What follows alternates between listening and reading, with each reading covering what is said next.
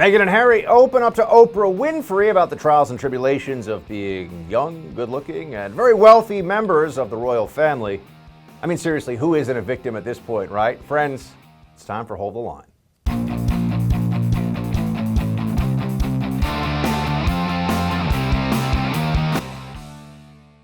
Welcome to Hold the Line. I'm Buck Sexton. You don't usually think you're going to hear from people who are multimillionaires living in a house that looks like it could have been the home of the Medicis in Mediterranean Renaissance era Italy.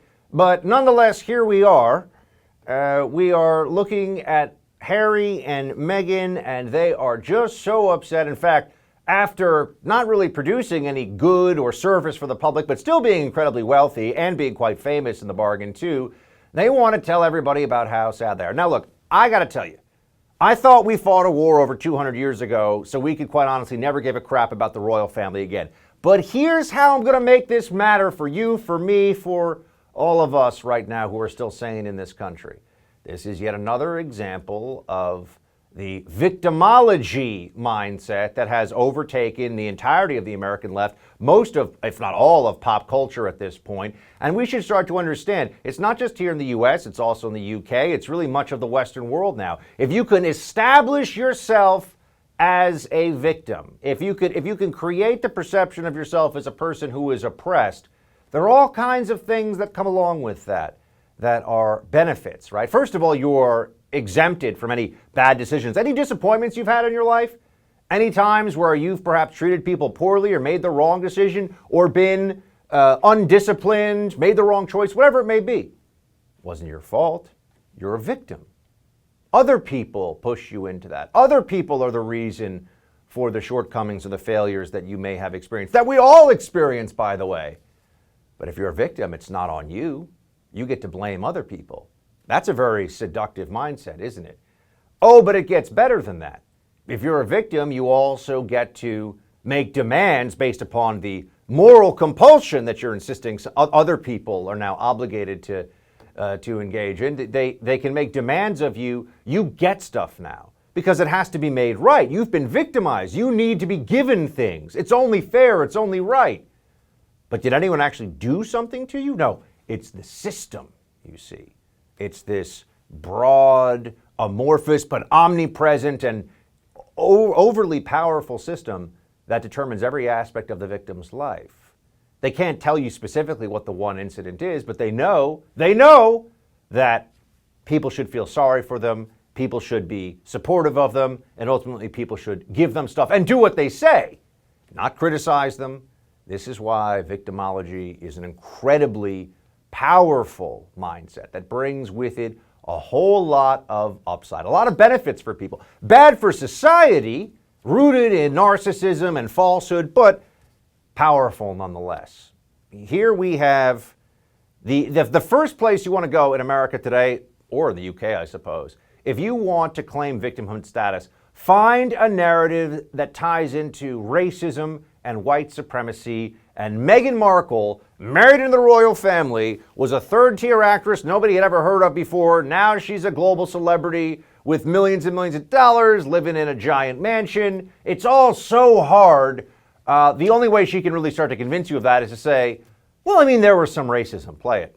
You certainly must have had some conversations with Harry about it and have your own suspicions as to why they didn't want to make Archie a prince.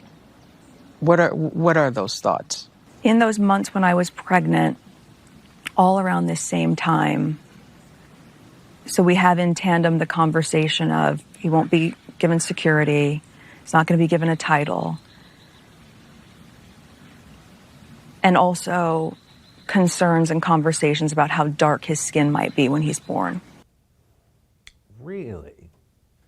Meghan Markle herself is the daughter of somebody who is half black, and so she is a quarter black, and so she's saying that the royal family was concerned about the skin color of her. Really?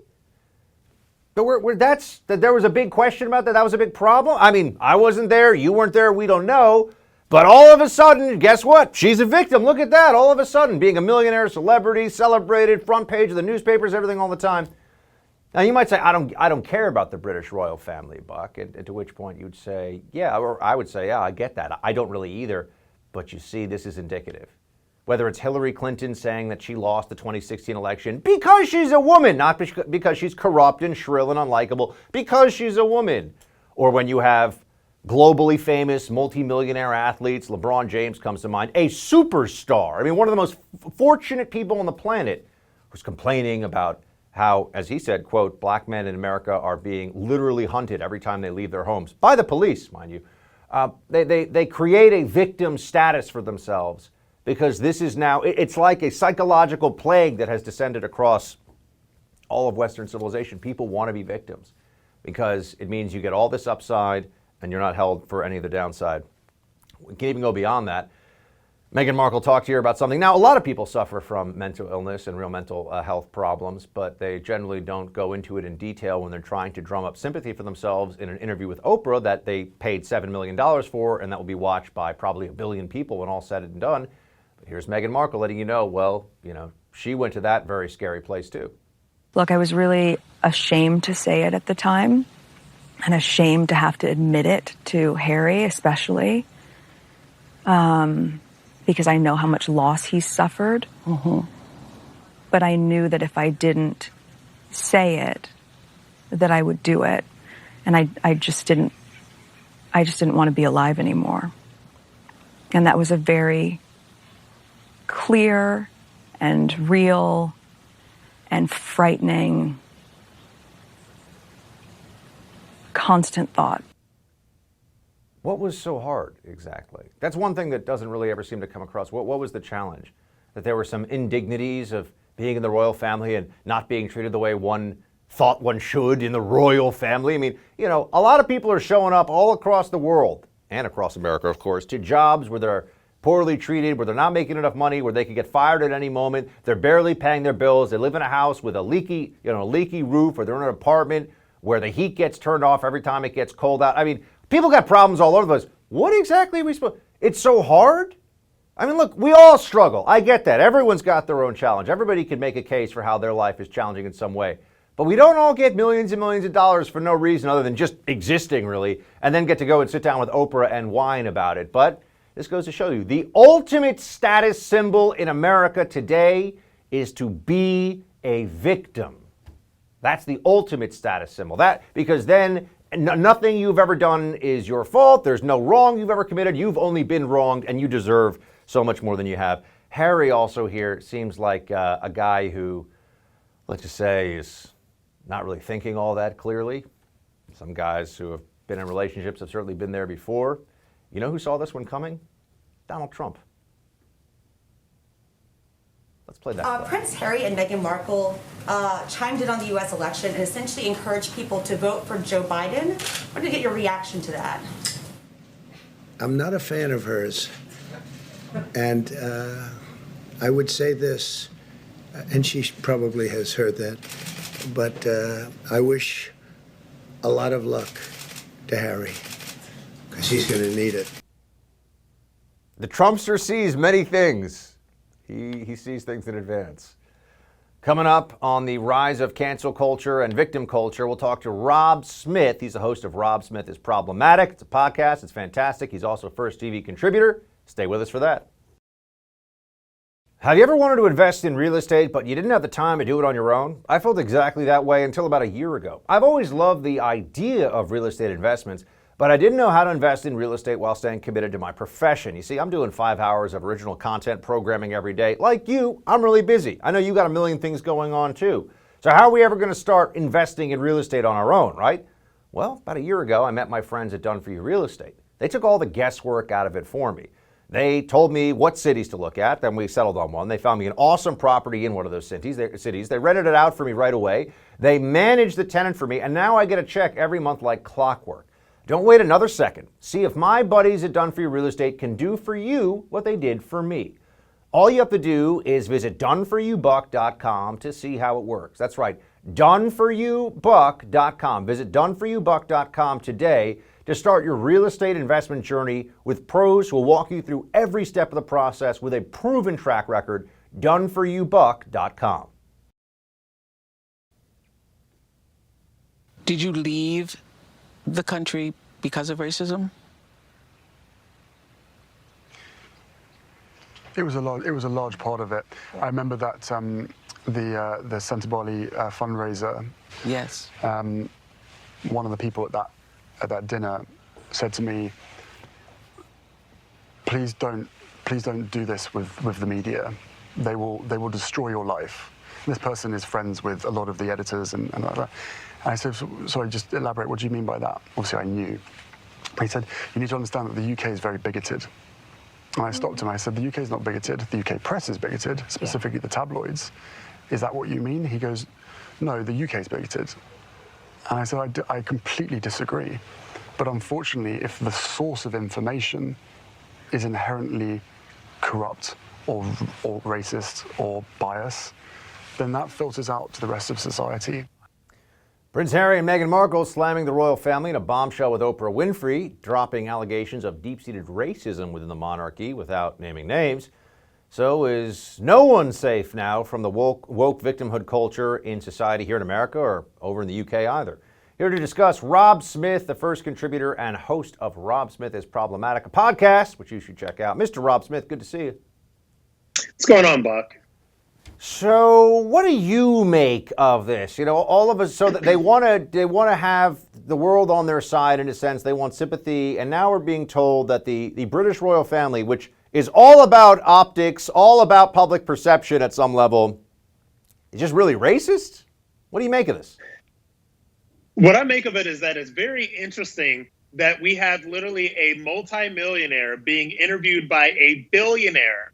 And now we're supposed to believe that both of these people are victims of some sort. It's pretty ridiculous. You know what? I'm going to say something to be very problematic. I'm going to say something you can't say, Buck. And it is this.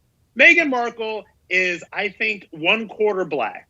And so the kid is about 1/8 black. Meghan Markle is very light-skinned, very fair-skinned, all of this other stuff. She has all of those, what the left would call privileges, of basically appearing white. And yet and still, all of these things are not enough to keep her from being a victim in her own mind. It's actually very odd, a little shocking. And what does this say to people in our society that are really going through things? What does this say to people that are, out of work because of the pandemic? What does this say about people that have families, that have kids that have not been in school for a full year, that we are in this sort of victimhood wallow fest between a billionaire interviewing a multimillionaire duchess? It's kind of insane. Rob, Meghan Markle referred to her treatment by the royals in this way. I wanted to have you react to it. Play the clip. If members of his family say, well, this is what's happened to all of us, or if his, if they can compare what the experience that I went through was similar to what has been shared with us. Kate was called Waity Katie, waiting to marry William. While I imagine that was really hard, and I can't picture what that felt like. This is not the same.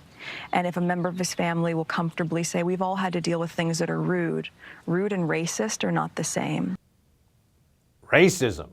I'm still wondering where also, why can't we actually say who is guilty of the racism? I mean, it seems like this is a very convenient way to say that the whole royal family is kind of racist, but you don't have to actually say, well, who and how and why? Yeah, I mean, look, not to critique Oprah Winfrey. Apparently, our friend Megyn Kelly is trending very negatively right now because she critiqued Oprah Winfrey's interviewing skills. But she didn't really get to the root of this question. And I'm not the kind of guy that's going to deny anybody's existence, anybody's experience of racism. I'm not saying anything like that. What I'm saying is that this interview right now seems awfully convenient for Meghan Markle and Harry making their way into Hollywood, getting the woke left on their side. And going into, I think that they've got a Netflix deal. I've heard that she wants to do movies. So this is all very convenient right now. And honestly, to tell you the truth, I barely watched any of that interview. I literally just don't care. And I wish we could go back to people not caring about any of this stuff. It's just ridiculous, and it's a distraction. Yeah, I mean, can I just also say, have you seen their house in Los Angeles that they're renting now, they're living in? I mean, it looks like something that it looks like a palazzo that would have been built for somebody who owned half of Italy 100 years ago. Anyway, I just think it's interesting. They've never had a real job. Their parents and their parents' parents, at least in the royal family sense, never had a real job either, but yet they're living in extreme luxury and very upset about it. Piers Morgan, who occasionally I agree with on things, it seems, had this to say. Rob, I wanted you to hear it. I'm sickened by what I've just had to watch. This is a 2-hour trash-a-thon of our royal family, of the monarchy, of everything the Queen has worked so hard for. They trash everybody. They basically make out the entire royal family a bunch of white supremacists by dropping this race bombshell without... What's that phrase? They didn't name which one it was. They just throw it out there so it could be any member of the royal family. And Harry says, I'll never say who it was. Well, you better say it fast. I kind of agree with Piers Morgan. I mean, what do you think? Look, you can just kind of like throw out these accusations and they never really have to back it up. They never really have to drop any names. They just say that, you know, the royal family is racist and this is what everybody's supposed to believe. I don't know if the royal family is racist or not. I don't care. The only thing that I know is that I'm tired of this whole thing. Meghan Markle was a B-list actress before. She wanted to be A-list. C-list, Rob, C-list. Let's keep it real. C-list. Yeah. So look, she wanted to do this because she wanted to be super, super famous and all of this stuff. And she got what she wanted. Everybody is talking about her. But like I said, what's going on right now is this is very indicative of where we are with the woke left. Everything and everybody is racist. And they are smearing, like Piers said, the entire royal family as being racist without ever having to cough up any evidence. Oprah said this in the morning after the interview, and people were wondering, well, hold on a second, who said these bad things that we don't get specifications about? At least we know it's not one or two people. Play it. The color of the baby's skin. And you asked Harry about it when he came out. He did not tell you who it was. There's a big guessing game all around the world. Who was it? Who was it? Who was it? And I thought it was very touching that Harry still is choosing to protect the identity of whoever that was. Yes, and he did not share the identity with me, but he wanted to make sure that I knew, and if I had an opportunity to share it, that it was not his grandmother nor his grandfather that were a part of those conversations. So at least he's not throwing the Queen herself at 90 some odd years of age right under the bus, or the lorry, as the case may be. Well, look, I mean, she was the only one that was spared by this because everybody else is pretty much, the race police are going to be looking into them. And the way media works and the way this is going to happen, if people are still interested in this later on this week, they're going to start going into everything everybody said that was maybe a little bit slightly offensive or slightly untoward or anything like that. But this is just the world that we live in right now, Buck. I just don't even know what to say to it. I'm tired of living in this world. I don't want to live in this world anymore. I wish, I remember when, most of the universe, I did not know who Meghan Markle was. And it was just a simpler time. It really was. I'll leave you with this, actually, kind of a mic drop for Mr. Clay Aiken of American Idol fame, among other things. The fastest growing career field in America is victimhood. Rob Smith, check out the Rob Smith is Problematic podcast. Problematic because you're going to want to listen to it so much. Rob, good to see you. Absolutely. All right. Thanks, Buck. All right. Now a fifth woman. That's right, 5. Now a fifth woman has stepped forward to accuse Andrew Cuomo of making unwanted sexual advances. But it appears the New York governor has no intention of stepping down from his post. We got the latest on this ongoing Cuomo saga in the Buck Brief, which is up next. We're living in very uncertain economic times. Being prepared for this unknowable future is more important than ever. You see this new Biden administration, the trillions of dollars of spending, gas prices starting to go up, people worried about inflation. There's a lot of stuff on the horizon you've got to be concerned about right now. And you want to take action today, right? You see the government doing these massive spending bills. You see the Federal Reserve printing trillions of dollars in fiat currency. So what are you doing about it? That's the question you need to ask yourself. This could spell disaster for the dollars in your bank account over the long term and for your ability to retire. We could all benefit from something that's a little more reliable right about now. What could be more reliable than real gold and silver? I'm talking about real gold and silver you can actually hold right in your hands. Call the Oxford Gold Group now and learn how easy it is to get real gold and silver sent securely directly to your home, or how you can have real gold and silver placed in your IRA or 401k. Just call the Oxford Gold Group at 833-600-GOLD and ask for your free guide on owning gold and silver. Again, call the Oxford Gold Group right now, 833-600-GOLD. That's 833-600-GOLD. I was elected by the people of the state. I wasn't elected by politicians. I'm not going to resign because of allegations. The premise of resigning because of allegations is actually anti-democratic. The system is based on due process and the credibility of the allegation. Anybody has the ability to make an allegation in democracy, and that's great. But it's in the credibility of the allegation. Good old Governor Cuomo. Does anyone think the allegations are not credible? Really? Is that where he's going with that one? Seems no matter how many controversies are thrown this guy's way, he's just not going to give it up. Say what you want about him. The man is persistent and resilient and shameless. It's cold comfort for the families of thousands of elderly New Yorkers who tragically passed away, in part due to the executive orders that he put through on nursing homes. Not even his own party can protect him from this for much longer, with both the Senate and Assembly leaders in New York calling for his resignation. Let's delve into the latest of Cuomo's possible downfall on tonight's Buck Brief.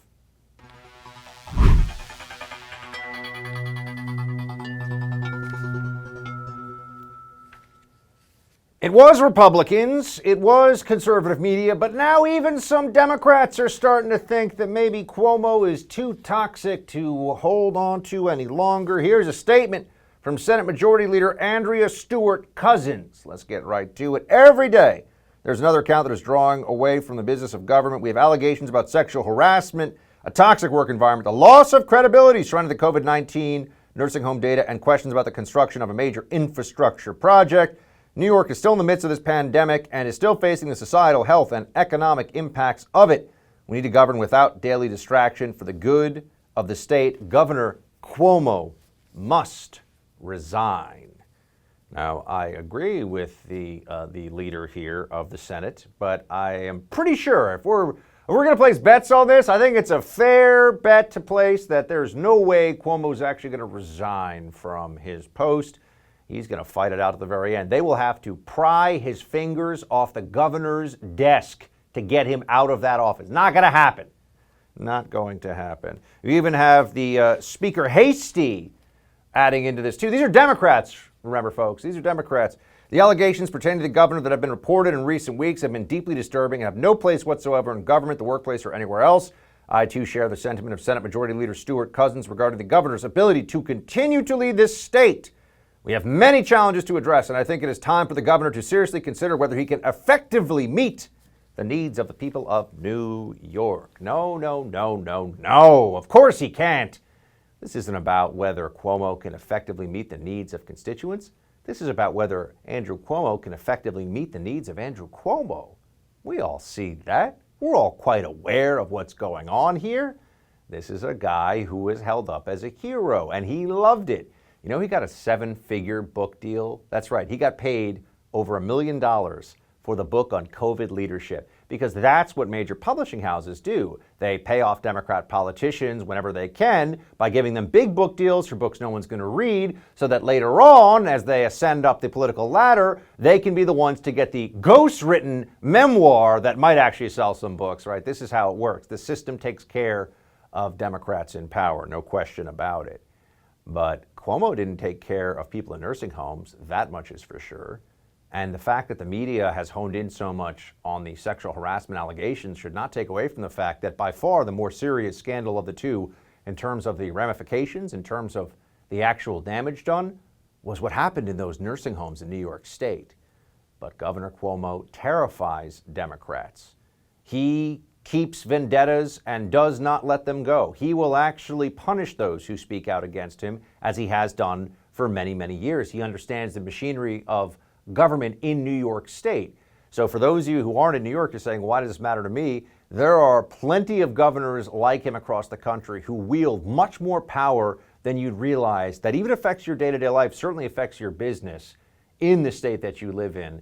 And there's no accountability for them. In these one-party, all-blue states like New York and California, they can get away with all kinds of shenanigans and honestly, in this case, fraud. Sure, maybe Gavin Newsom goes in California, but probably not. And even if he goes, they'll just replace him with somebody who shares all the beliefs and mores and ideals of Gavin Newsom. Doesn't really change anything, does it? What was the media doing during all this? When they could have been actually exposing the nursing home scandal, when the corporate media, the mainstream media, had the opportunity to actually get ahead of the story, what kind of stuff were they doing? Here is Good Morning America. Broadcast news still has enormous audience across the country, even though, I mean, it's the equivalent for your brain of just surviving on a diet of cotton candy and popcorn. I mean, it's just mush. But broadcast media, here you go. Here's ABC News sitting down with Cuomo and the kind of hard-hitting journalism that you could expect last summer. In one word, can you describe the past 100 days? Hell, can I say that? Yeah, you can. I think that's fair. What still keeps you up at night? You've been commended for your clear and your calm leadership. People from all over the country and the world have tuned into your press conferences. Your statewide approval rating, a career high 84%. You came in second only to President Obama as the most trusted Democratic leader in America. How do you intend on spending that political capital that you've earned? If you had to give President Trump a grade on how he's handled this pandemic, what would you give him? What grade would you give yourself? You've said that you have no political aspirations beyond the job you're in right now.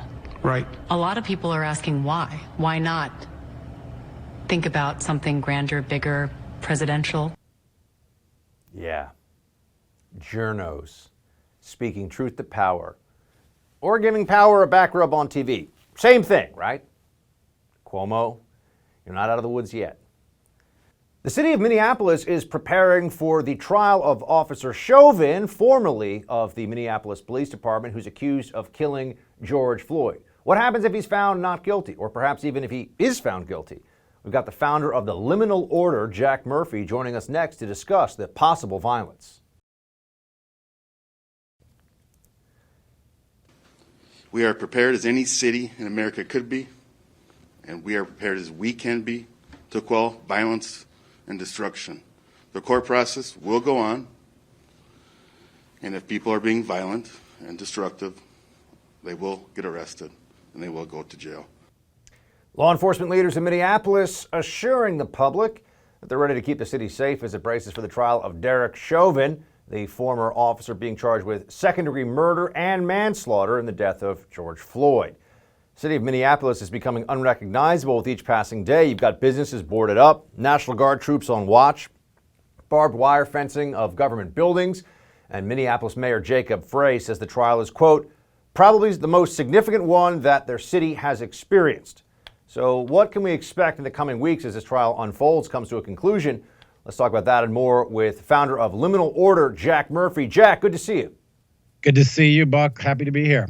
So we've had a lot of weeks now where we've been told that D.C. has to be under a state of near siege because of the threat of unspecified QAnon coup, whatever it may be. In Minneapolis, they're preparing for some stuff too, but what are your expectations for how that's going to play out? I think that the threat of violence in Minnesota is far higher than there is in Washington, D.C. In fact, there's credible experience. We've all seen what happened starting back at the end of May of last year. Minneapolis blew up everywhere all across the country, even in Washington, D.C. I spent many a summer nights on the streets in D.C. watching the violence unfold. I expect that we are set up to fail in Minneapolis. I think that they may have overcharged. If they don't over-deliver, I think that we're going to see some serious problems. I think the only way that we don't see any issues in Minneapolis is if they get, what do they want? Do they want the death penalty? Do they want him thrown away and the whole police department just disintegrated?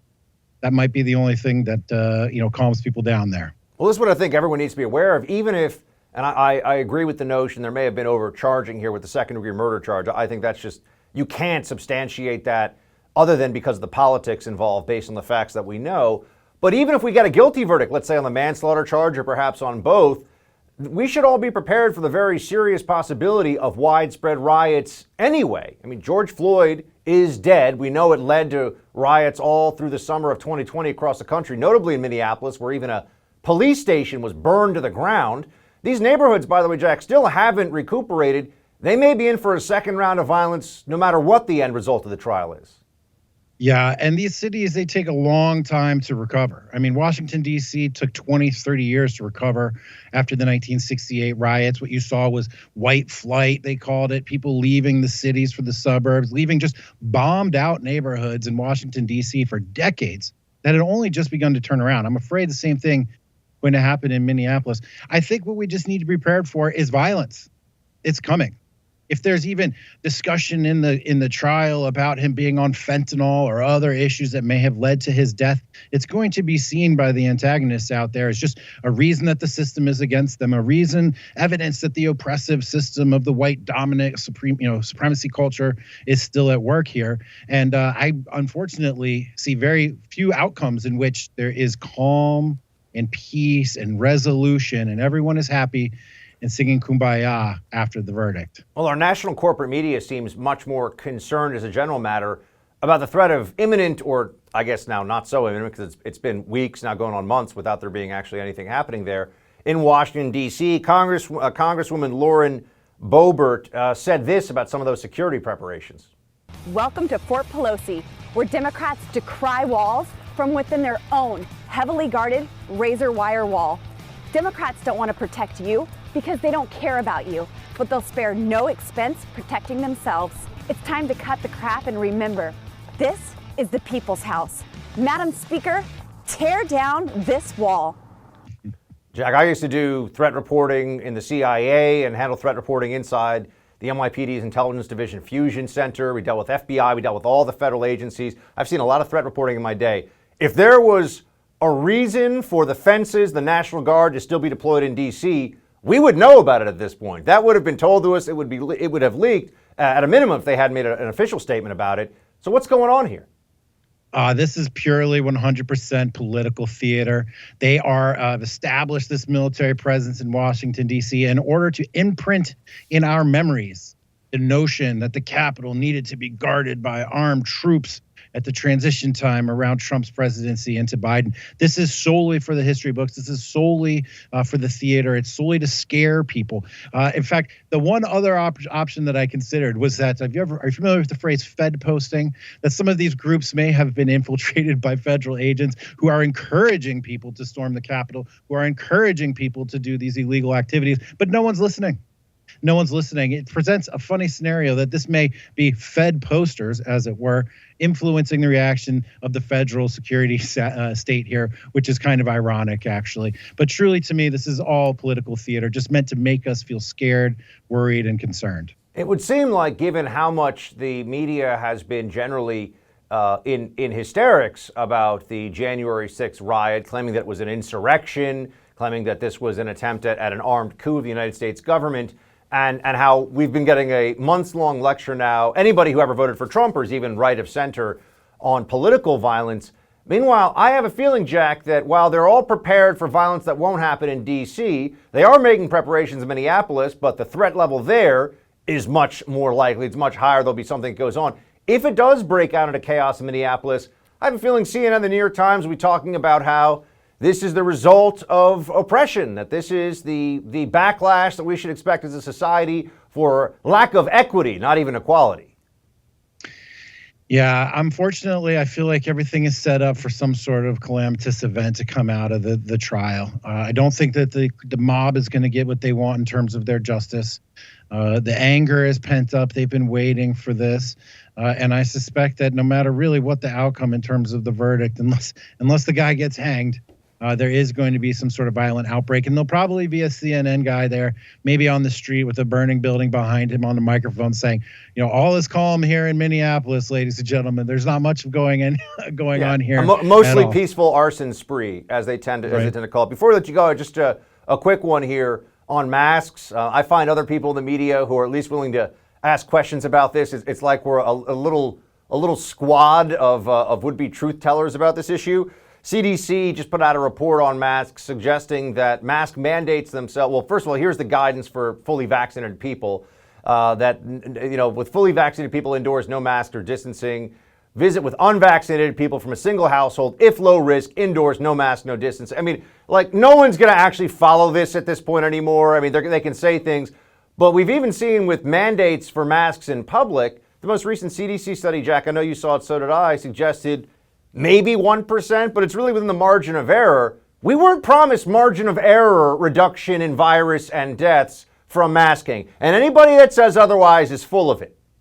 Yeah, absolutely. This has been an exercise in manipulation, in lies and deceit. And every time I put a mask on, which was rarely, just to go in and to really just take the pressure off the shopkeeper or the manager or the hostess or whomever it was, to not make them force me into doing something. It's not really their fault.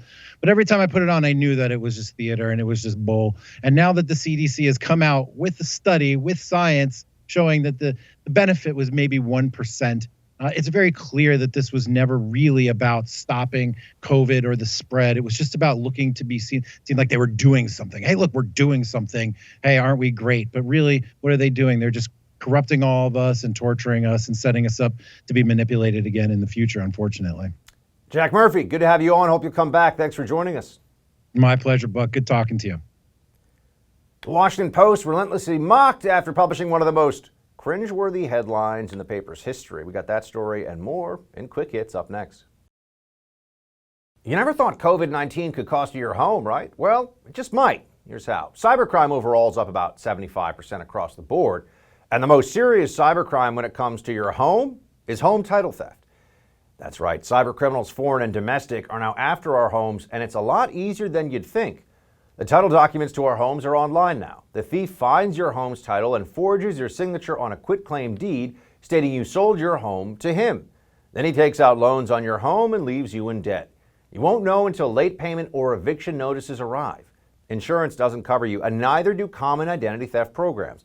That's why I protect my home with Home Title Lock. The instant Home Title Lock detects someone tampering with my home's title, they help shut it down. Go to HometitleLock.com and register your address to see if you're already a victim of this crime. Then use code RADIO to receive 30 free days of protection. That's code RADIO at HometitleLock.com. Again, code RADIO at HometitleLock.com.